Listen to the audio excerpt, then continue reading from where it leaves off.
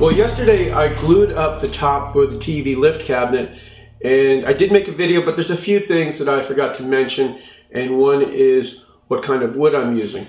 And so the wood is Sapele, and I'm using it because it really has a very nice grain, and it's also a very stable wood. Now, another thing I thought I should mention is the design for the top to accommodate a lid so the TV could rise and retract into the cabinet. It's basically made up of 3 boards. So I have a board in the back, a board in the center, and a front board. And I've taken the board in the center and I cut a section out of that board large enough for the TV so that could become the lid. Took that section of the board, put it to the side, and then I took the 3 boards and joined them together. If you look down the length of the top, you can see that the grain in the wood is uninterrupted by the door.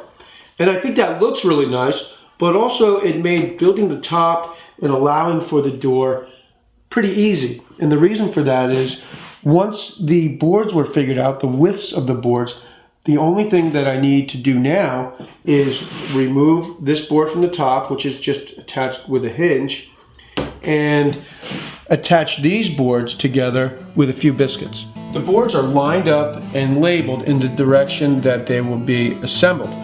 And that's why I have a 1, 2, and a 3.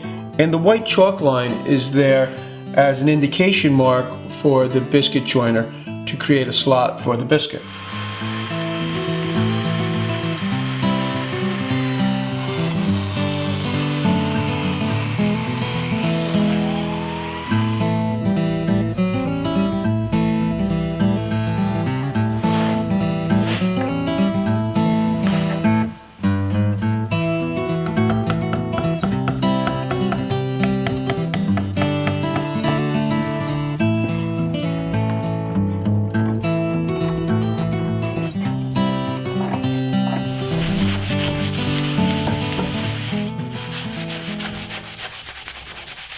I've already glued the center board to the back, and now I'm going to attach the front board. And the reason why I'm gluing the top up in 2 sections is just because it's easier to handle that way.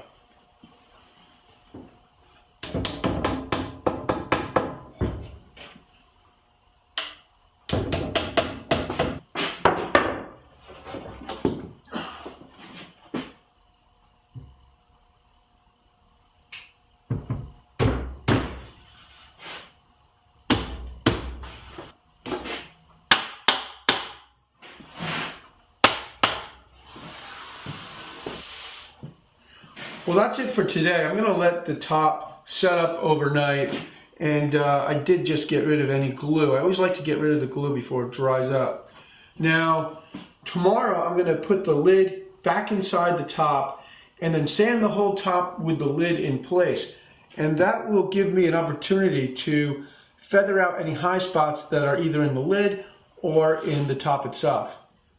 Okay, well, it's tomorrow and I've already removed the clamps, and now I'm going to attach the lid and start to sand the top.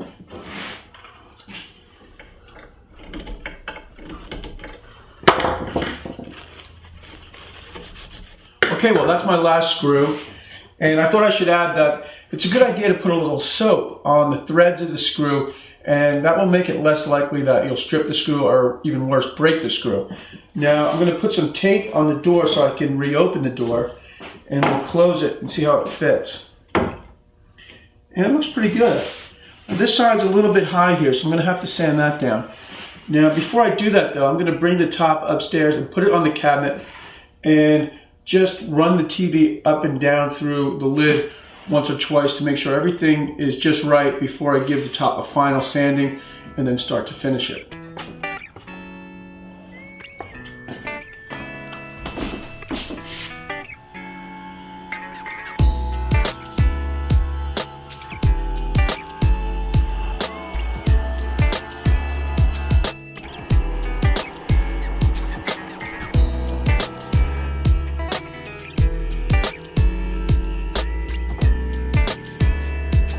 Well, it's always nice when things work out.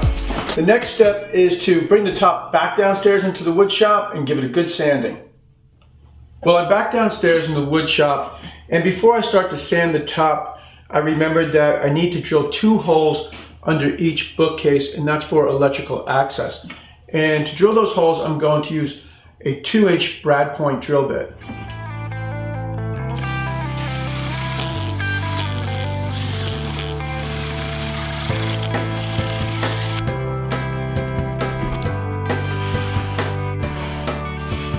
You may have noticed that the drill was making kind of a funny sound, kind of like that.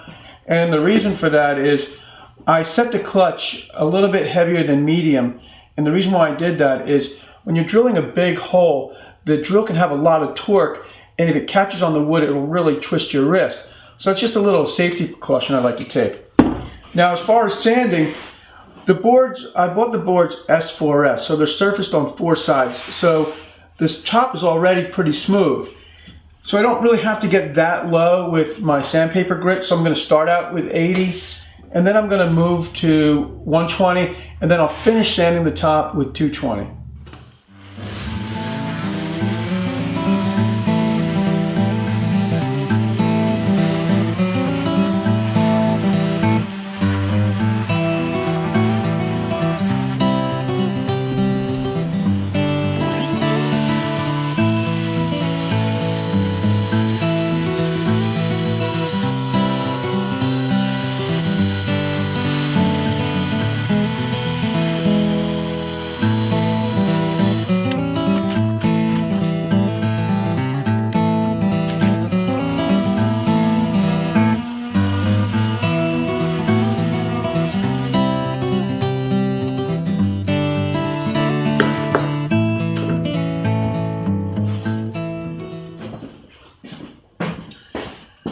Well, I finished sanding the top and I eased the corners with a roundover bit in my router. And it only took about a minute. Obviously, I'm kidding. All in, I got about 5 hours preparing the top for stain. But you'll see that all that hard work is really going to pay off.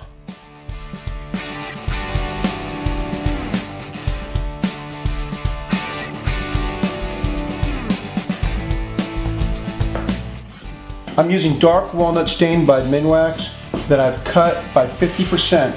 So it's half stain out of the can and half paint thinner. I've let the stain sit for about 5 minutes, and now I'm going to remove it with a cotton rag. And you just want to remember to wipe with the grain.